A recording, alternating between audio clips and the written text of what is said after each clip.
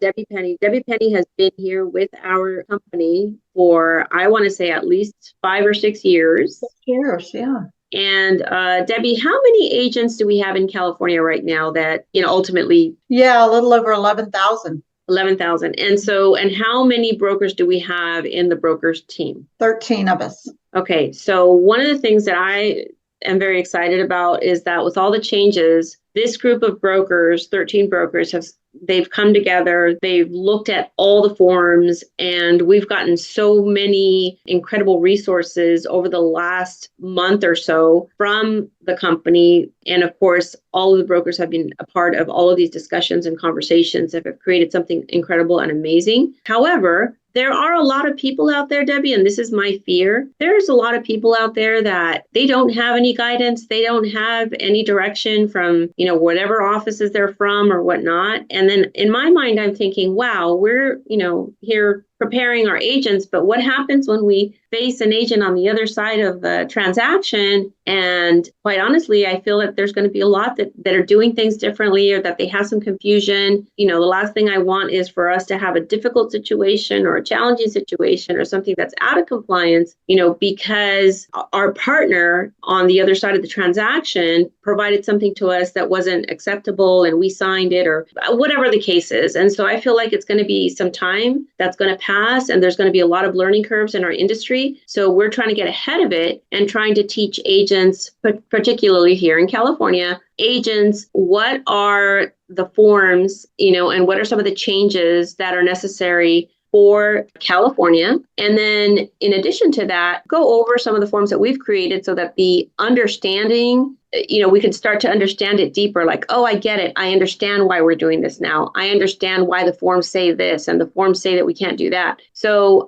this, for everyone in the room, is a 2-part series. There's one this Tuesday, and then there's one next Tuesday at the same time. And this 2-part series is going to cover a number of things. But today the focus is going to be mainly the contracts, the car contracts, and of course the forms that we have here at our company, that these forms are open to everyone in the industry. And so you're welcome to take it back to whatever office you're a part of and get them accepted or adopted, put them in your letterhead or whatnot, because I know that we have already ran these forms through and they've passed the test, the legal test, in terms of being compliant. So it's going to be a fun time. I'm going to hand the microphone over to the amazing Debbie Penny. I used to hear your name, Debbie, and I was like, ooh, Debbie Penny. It was just like, like, oh my gosh, you never want to get a call from Debbie Penny because she's the broker and she's looking at thousands and thousands of transactions. And so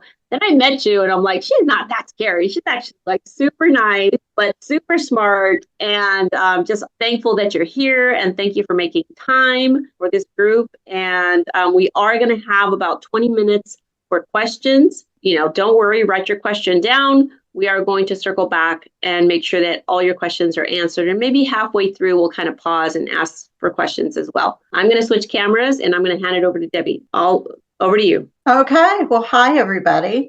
Thank you so much for taking the time out of your morning to be here. Okay, there's a lot that's going on. First thing I want everybody to know is we're going to all get through this together. I think one of the biggest issues that we're seeing isn't with the forms itself. It's with agents looking for workarounds and shortcuts. Stop it. This is our new reality. This is the way it is. Stop looking for workarounds. Embrace the changes, embrace the new forms, and just get on with it. Because all of the time that agents are taking to try to figure out a workaround that may end up getting them in trouble later, it's taking away from their ability to get out there and get more business. Okay, so there are not only classes at EXP, there are not only classes available to learn all of these forms, but CAR has classes available too. Their attorneys are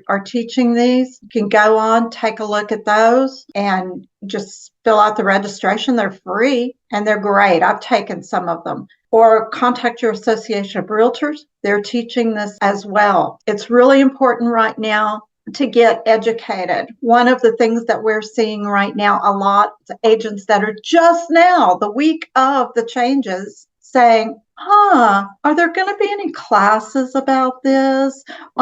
Could somebody tell me what's happening? And it's like, where have you been for the last 6 months while all of this has been coming down the pike? And where have you been the last couple of months when forms started coming out? So I applaud all of you who are here today getting this information. Another thing I want to remind you of is give everybody some grace right now, because this is putting everybody on a very even playing field. Everybody's got to learn the new way of doing business. And will there be mistakes made? Yes, there are changes happening daily. So please, as you're working out there, give each other grace right now. All of that said, we have a lot of forms that have come out. Now, for those of you who are with EXP, EXP has put out its own buyer representation form, its own single property buyer representation form, and its own listing agreement. Those are the top three. We have several others. The good news for anyone who is not with EXP is that we're sharing. These forms have been gone over with a fine-tooth comb, and we are happy to share these with other brokerages. So they tend to be shorter, more to the point, easier for the consumer and the agent to understand. And I'm going to give you an example of one of those. The new RLA that has come out is much shorter than the CAR RLA. It's much more to the point. And we're teaching these in our Wednesday contracts classes. If your brokerage doesn't have contracts classes, feel free to get a guest pass and come into ours. Again, that's something we're sharing. It's 9:30 to 11 on Wednesday mornings in our virtual world, which is super easy to access via the internet. There are a couple of things I want to show you in particular on the buyer representation agreement and talk about. Buyer representation agreement, whether you're using the CAR form or you're using the EXP form, we're not doing the sharing of commission anymore. And that's where it gets confusing for agents. What does that even mean? Well, the way we've always done business is on the RLA, there will be a total. For example, today we're going to use 6%. That's the total commission. And out of that commission, in another section of the contract, we're saying we are sharing that total. We're sharing part of that total with the buyer's agent. That might be 2.5%, 3%. Well, in our new world, your total commission, for instance, in the example you see right there where it says in item 5, X%, that's your commission only as the listing agent.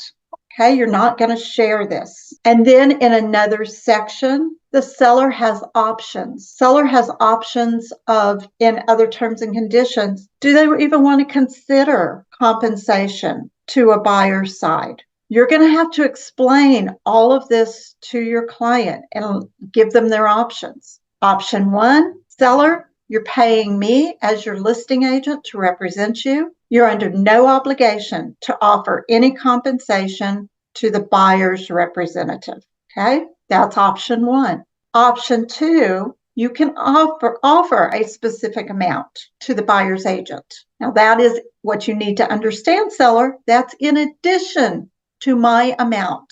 I'm not splitting my amount. I'm not sharing. So start looking at it that way. I'm not sharing. My commission noted on whether it's the CAR form or on the EXP form, that's all mine. If you want to offer anything, seller, to the buyer side, that's in addition to my compensation. Okay. So if you'd like to do that, you can offer a flat fee. You can offer a percentage. Now, seller, this is what you have to also understand.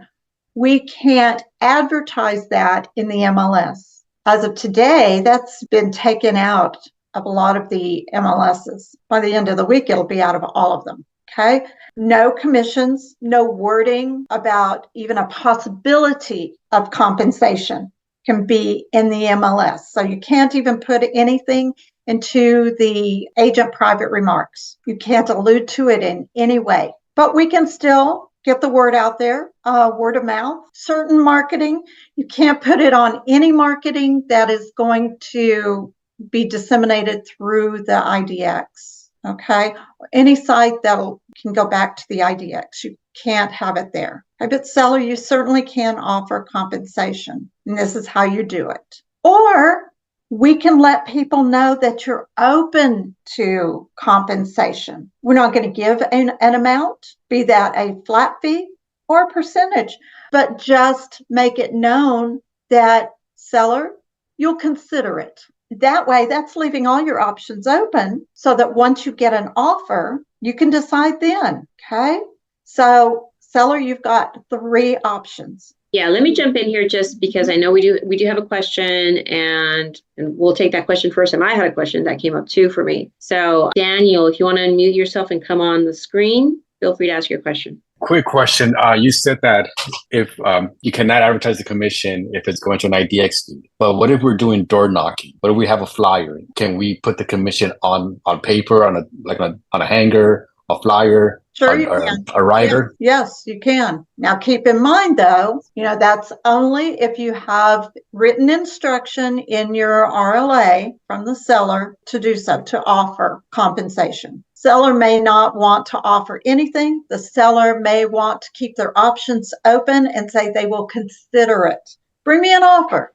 Let me see the offer, and then I'll decide if I'm going to pay a compensation and how much I'm going to pay in compensation. So just to kind of elaborate on that, hypothetically, let's say Daniel's out there and he's door knocking, or he's got an open house, and when he went to his seller and he took the listing, on the screen here, we see item number 21, additional terms and conditions. Mm-hmm. And under these terms and conditions, Daniel said, okay, well, this is an area where if you wanted to offer compensation to an agent who would bring the buyer, this is where we would place that information. Mm-hmm. And the seller would say, well, yes, of course, everybody works really hard. I would be open to paying compensation, but I'm not sure how much, maybe between this and that. Whatever it is that he decides is what we would write in that section, right? I'm going to share a different item with you. Okay. I have one. And so Daniel would go out, and we'll get back to the advertising portion. All right. So looking at my screen, I see additional terms and conditions. And these are examples of things that you can put into your additional terms and conditions. You could put something in that says seller will consider buyer side concession/compensation. Okay, you could also put in, instead of that, you could put seller offers either blank percent, or if they're going to do a flat fee, a dollar amount for buyer side compensation. Okay. So if you guys would like to take a picture of that, that's a really great some sample or examples that you can use that are compliant with what the new rollout. Where I was going with the question, I love that you put this out there, Debbie, but if I have this agreement and Daniel chooses to, let's say this seller decided to offer 2% to the buyer's agent, then Daniel can put on his flyer, come look at this house, beautiful 3-bedroom ranch style home. And then down at the bottom, he could put seller open to, or seller willing to offer compensation. He can put seller offering buyer compensation, buyer's agent compensation of 2%. He can put seller open to negotiating and open to cooperating with buy side agent. All of those things are okay because he's putting it on the flyer. What I'm understanding is that the big difference here is that you cannot use the multiple listing service as the portal to communicate commissions, because that's where the violation occurred. Absolutely. But you can do an individual flyer. Can you post it on your individual social media as long as it's not connected to your IDX? As long as it's not going to go back to the MLS. Okay, so you are. Now, on the flip side to that, because the sellers are going to start becoming more familiar with this, as they should, they may then come back and say, I will be open, but let's see what offers are submitted. Don't show all my cards, right? So they may not want you to disclose an amount They may just want you to disclose that it is open to negotiation, right? Correct. And Correct. so, okay. So just wanted to kind of, throw that out to everyone so that you can understand that the intent behind this is really that the commission is not a fixed amount, not to be like it's not okay to put it on the MLS. It's not something that you're negotiating for the buy side. It is you're negotiating your own side, and you're leaving the option of the buy side, in the hands of the seller. If he chooses to write something down, great. If he chooses to leave it open, great. If he chooses not to pay, great. It is his option. When offers come through and he's looking and comparing, I would assume, Debbie, that at that point he can decide, what, I think I will pay for something because it's a great offer. 50% down, 800 FICO. I like this buyer. I will offer a little bit of my a commission to the buy agent who brought it. Or they could say all these offers are horrible and I'm not paying commission to anybody because I want top dollar for my house, or whatever he decides is what he decides at that point. Correct? Exactly. Okay. All right. Which brings up another point. If you have not been doing net sheets, estimated net sheets for the seller at the time you take the listing, you better start now. I don't understand the concept of not doing it. I've been in the business now for a little over 35 years, and I have always provided net sheets to the seller at the time I sit down with them and go over the comps before they sign on the dotted line for that listing. Because first of all, we want to know, are they going to make enough money off of this property to do whatever they want to do? Maybe they want to make a move to another property and they know in their head they need to net $200,000 out of this house in order to be able to do it. Well, I'm going to sit down and I'm going to do 3 net sheets for them. I'm going to do one low end, especially if I haven't toured the house yet. I've set up the appointment with them. I know the floor plan, not quite sure of the condition. I'm going to do a low end. I'm going to do a mid range, and I'm going to do high end in case their home is just impeccable, updated to the nth, all of that. And then when I sit down with them, I'll be able to go through all of the fees, including, hey, if you're going to offer compensation to a buyer's agent, let's look at that. You're under no obligation, but let's see where your bottom lines come out. Maybe it's not the perfect time for them to put the house on the market. When they look at the net sheets, they're going to get an idea there. Or, yay, we're in great shape. Be surprised how many sellers think that the net, think that the amount of money they're going to realize on a house is what they owe subtracted from the sales price. No, there are closing costs involved here that they don't understand, that you've got to give them the net sheets. And I will tell you, I'm seeing right and left on my emails these days, title companies, escrow companies that are offering those and offering to do those. I've got a simple one that I have used for years that works really well. And when I've compared it to what I've gotten from the escrow company, my figures are right in line with theirs. So I don't care how you do it, but you need to do it to make sure that the seller understands and aren't surprised in a bad way down the road. If they're going to offer compensation, okay, that plays into their net. So this is also a way that you are showing your value to a seller. Hypothetically, Debbie, I'm thinking, okay, let's just say here we're in California. Let's say that a home was selling for, $700,000, or the probably estimated at about $700,000, anywhere from $700,000 to $750,000. So hypothetically, you would do your seller's net sheet, and you would do one at $700,000, one at $725,000, and one at $750,000. It's an example, right? Yeah. So those initial net sheets would be specifically, showing the seller what he's going to net with your fee involved. In addition, I'm going to put the buyer side in there as well. I want them to see worst case. Got it. What I was going to say is that there could be one with your compensation, and here's your net if this my fee. Now, if you have like kind of like a bottom line item. If you pay buyer compensation of, let's say, 2.5%, that now takes another, $18,000 off of that, and your new net would be so much. Right. So you want to be able to provide both pieces of information, one, what you charge, and then I would suggest below that, now you pay buyer costs, which can be closing costs, could be separate line item, buyer agent compensation, and this is where you net. That way your seller is prepared at $750, $725, and $700 what he's likely to end up with at those three purchase prices, right? Right. And give them a copy and put a copy in your transaction file. Awesome. And Anthony here, thank you for the comment. There are forms in the toolkit that we have received. Yes. Awesome. Wonderful. Okay.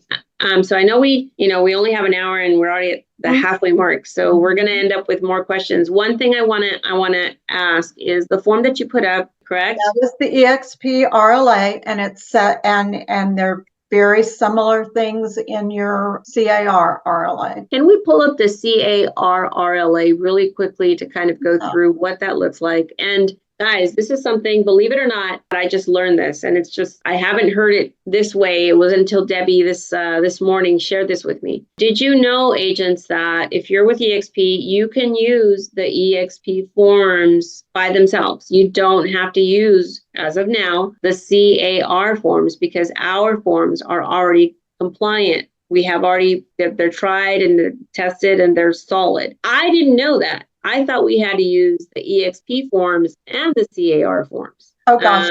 Yeah, I just I'm cross my T's and my I's all over the place. But no, so apparently we can use one or the other. And that's a little scary for me, Debbie. Now here's the thing. Yeah. Here's the thing with that. You want to make sure if you're using the CAR forms, they come bundled. So your agency is bundled in, your PRBS, those things are all bundled. If you use the EXP, you're going to use all of the forms that were in the CAR bundle, except for the one form you are substituting out for the EXP form. That is a beautiful piece of information here, because I didn't know that either. I thought our whole bundle came in there. So there you guys go. Know that you can only swap out the RLA if you're doing the CAR forms. Okay, just the RLA, right? Exactly. All right, so I'm going to share again. And then we have a question about active listing addendums, but we'll get to that right after this. Thank you, Vicki. Okay, so in the CAR RLA, as you'll see, your first form is agency. Agency is always,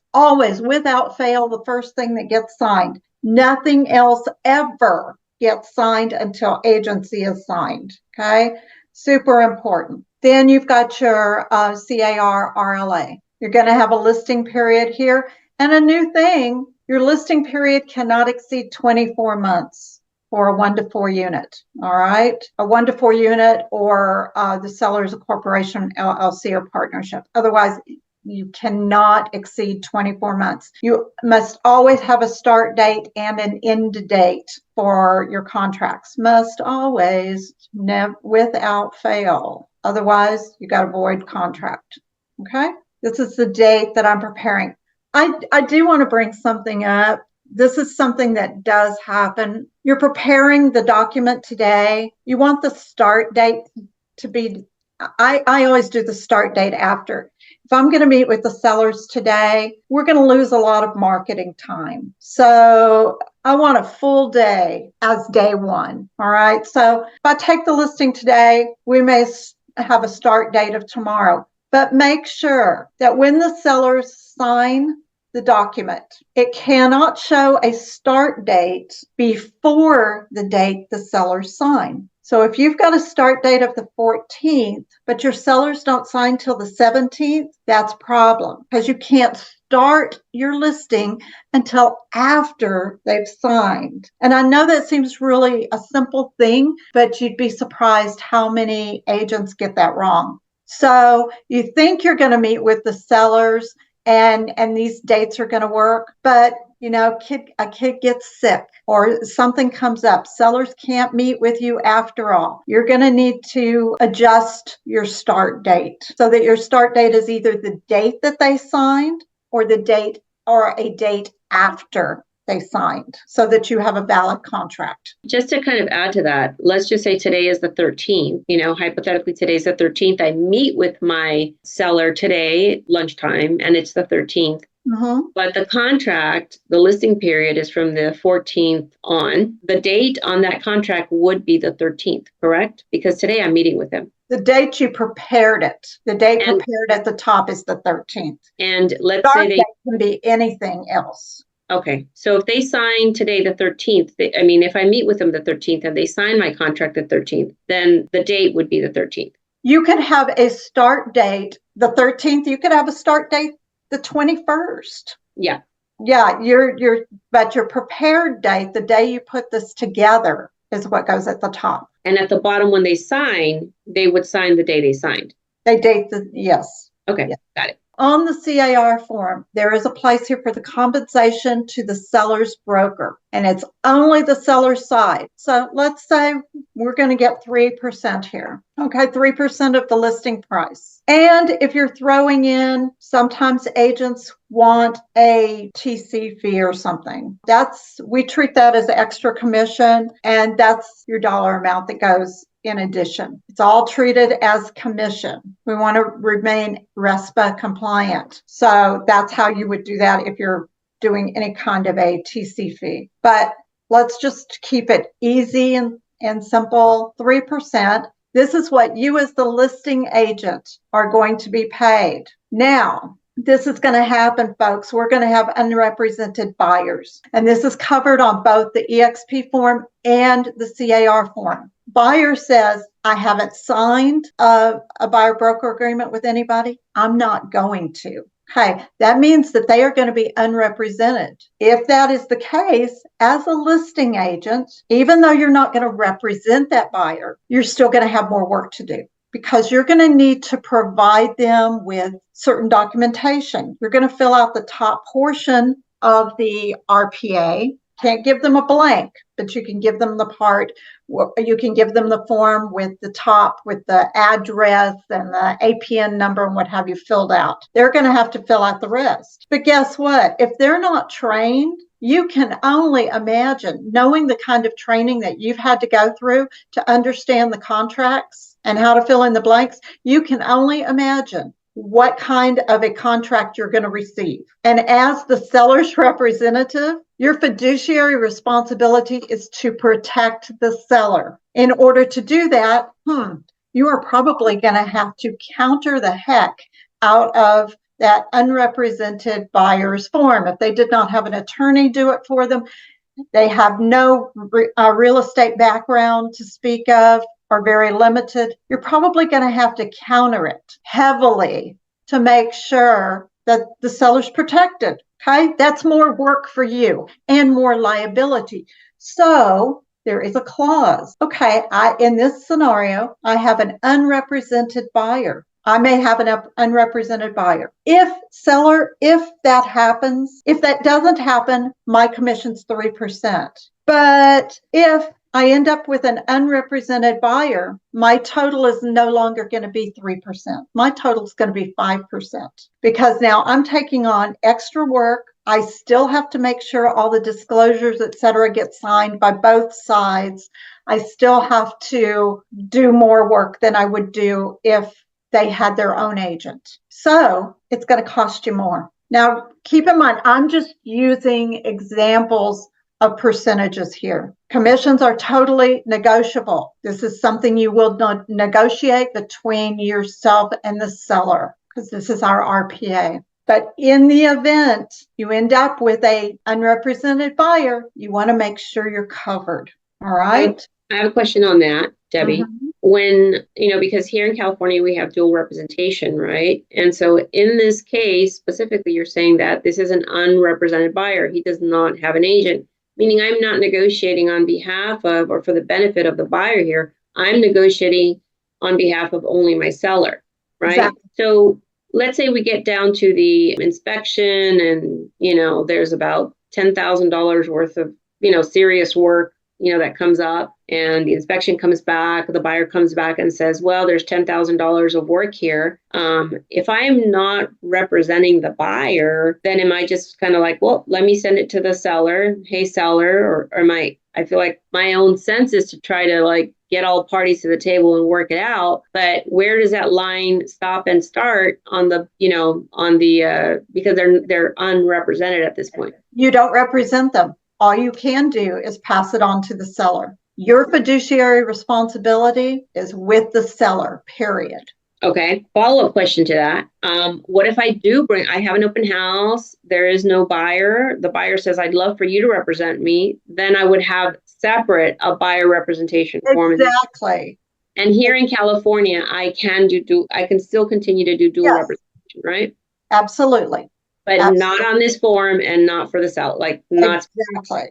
Okay. But Thank you do want to, for the listing agreement, you do want to make sure you're covered in the event you end up with an unrepresented buyer. Okay, remember, this is your listing agreement. We don't know what's going to happen down the road. Could I fill this out? And I think it's smart because you said we're going to end up with an unrepresented buyer that might come through, says, I don't have an agent, I want to represent myself, whatnot, right? And the reason that we might have that is because the buyer doesn't want to pay out of his own pocket any commission, right? He might say, well, no, I don't have an extra $15,000 to pay an agent. I'll just put the offer in myself, right? And so there's an unrepresented buyer that comes through and he's negotiating on his own behalf. I've already filled this form out with my seller. And let's just say that the agent said, the client, the buyer actually says, I would like to, if the seller would be willing to pay for my representation, then I would like for, an agent or maybe you to represent me. Then at that point, I could hypothetically in this example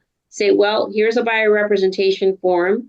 I can present, this to my seller. And in this example, just to kind of match up the example, I know that the seller would be comfortable with a 2% because it's already built into this, right?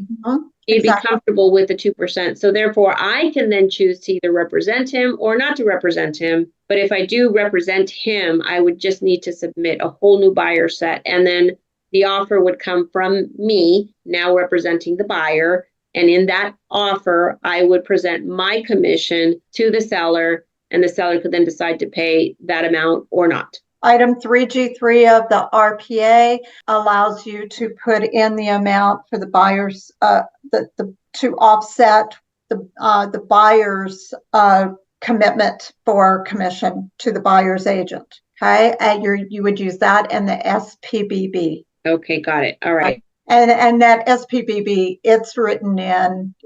These forms are great because they do give you the hints. It tells you, hey, if you're doing X, add this form. So it does give you that hint there. Just like above here, if you're doing a manufactured home, it tells you to add the MHLA. So on the purchase agreement, it will show you in the 3G3 box to add the SPBB. So, and I completely forgot because, again, this is new. In the CAR form, there's also an area where the additional terms, is that correct? Yes. Okay. All right. So I'll let you continue and then we'll get there. Can I ask a question here?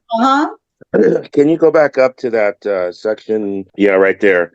I was in another contract class. And so in that item 4B, where the 3% is, that was how they had it. But in 4C, additional compensation to seller's broker if buyer is unrepresented, they had that as an additional amount. So if it was going to be 5% that you were going to get as a total on an unrepresented buyer, then that 5% would be 2% for a total of 3% plus 2%. Is that not correct? No, that is not correct. Look at it this way. If I don't end up with an unrepresented buyer, as the listing agent, I'm going to get 3%.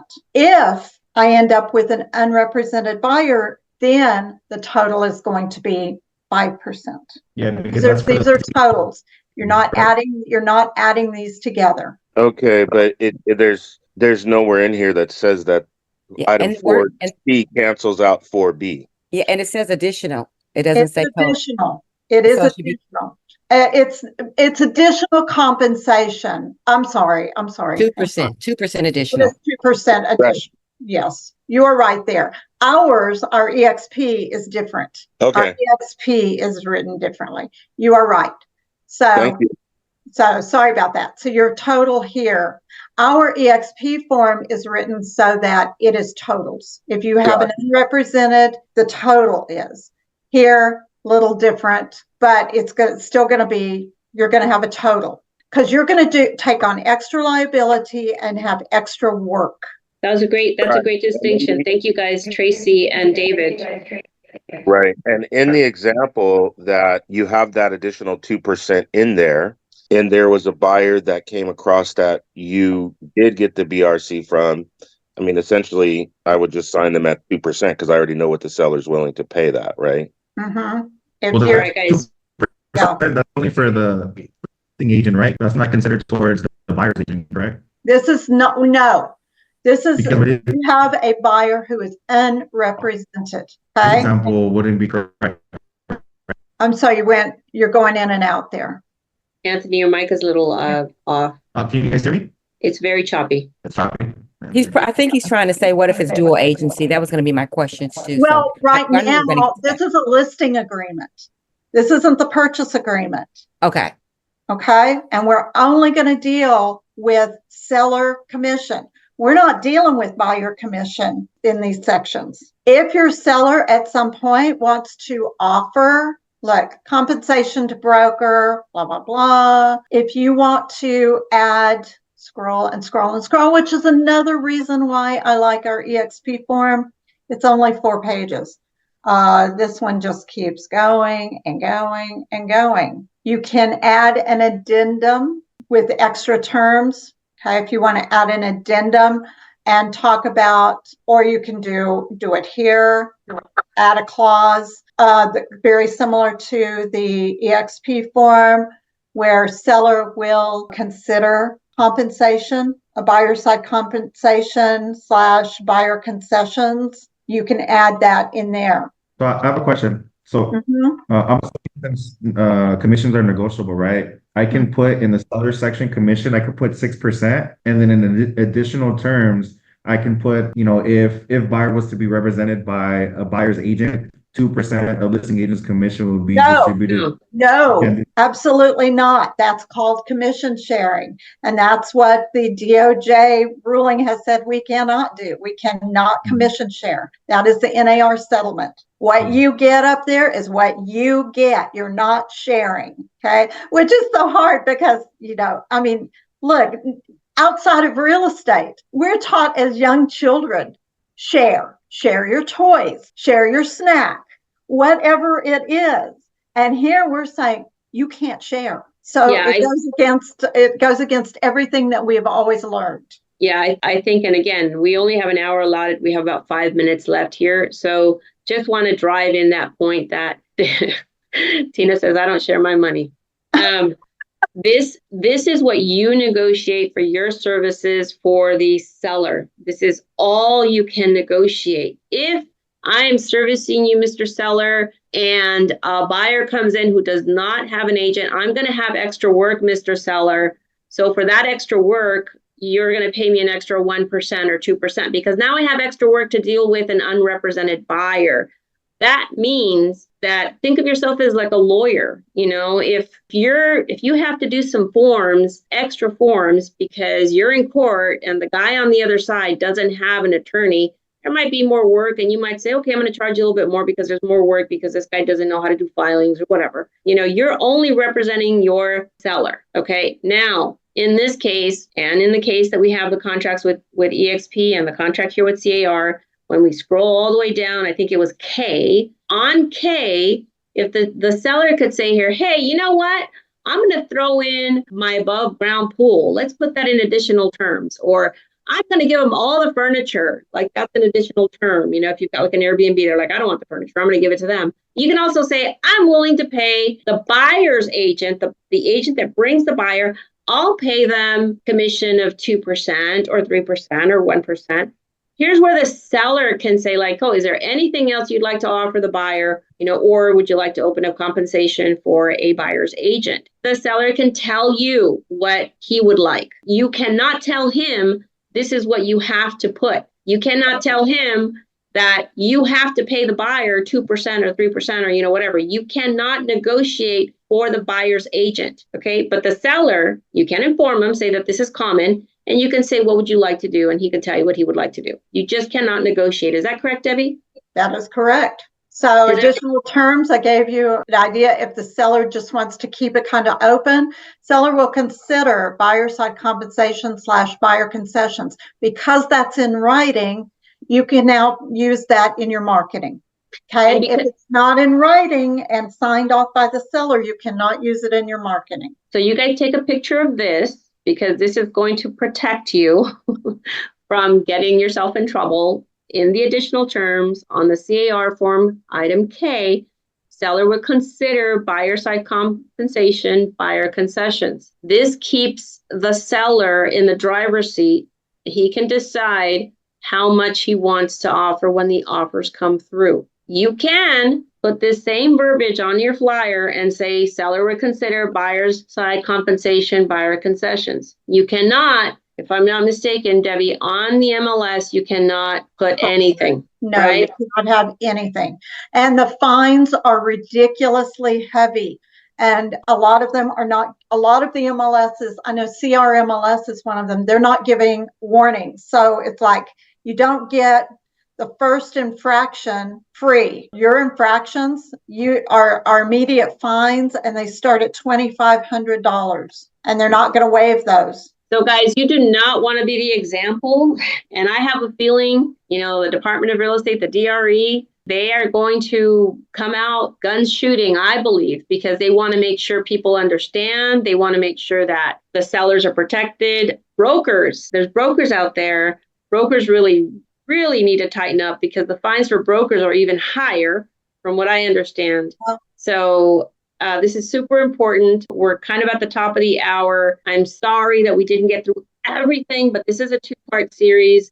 Next week on Tuesday at 10 a.m., we're going to, same Zoom, we're going to take this conversation a little further, and we're also going to go into scripting, so that you know how to say what to say. That's also super, super important. Your words can get you in trouble, and your words can keep you out of trouble and help you become more successful. So that is next Tuesday, 10 a.m., same bat time, same bat channel. Debbie, any final, guys, understand this, that you want us to know, no shit, no kidding? Here's the thing. There's no way in a single hour to get through everything you need to know in order to navigate this. So you've got to plug into classes.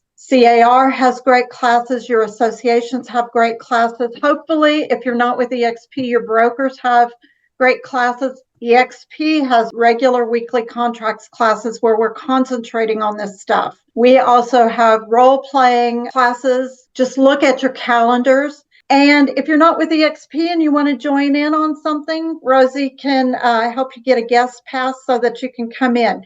Listen, the more knowledge we all have collectively, the better off we're all going to be working with one another. Okay, it's not an adversarial situation, you against us or whatever. We all collectively need to work together. The common goal is you have a buyer who wants to buy, a seller who wants to sell. Let's make it happen and give them a great experience. Thank you so much. I think that was key, guys. The training that we have here, this is something that you probably have to hear 3 or 4 times. Just prepare yourself. The training is on, we have Tuesdays and Wednesdays, that's right, Debbie? We have Wednesday mornings. We have workshops every other Thursday. The Thursdays that we don't have the workshops, we have the role playing. So Rosie, the toolkit has the calendar. Wonderful. One last question from Vicki. Yes, thank you. By when do we need to have the amendment for our current listings? Is it September 1st, or what's the deadline? You need them now. Get them this week, because everything starts on Saturday. Okay, thank you. And the addendum needs to say, this is somebody who already has a listing. It's on the MLS. Which addendum would they use? Use the DMLA DMLA. and your modification of terms. Thank Your you. Okay, Vicky, thank you for being patient. I almost forgot your question. That was a good one, though. Thank you. All right, guys. Thank you so much for joining us. We'll see you next week. I hope this was helpful. And take your time, read them through. It's all in there.